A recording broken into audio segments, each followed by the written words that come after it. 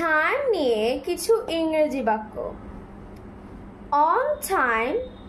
ঠিক সময়ে, in time ঠিক সময়ের আশেপাশে, ফর দ্য টাইম বিং আপাতত,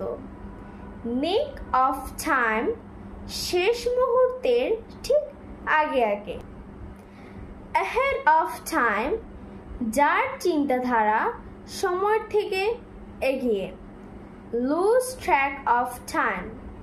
কত সময় পার হয়েছে ভুলে যাওয়া, টাইম উইল টেল সময়ের সাথে বোঝা যাবে, বিহাইন্ড দ্য টাইম সেকেলে,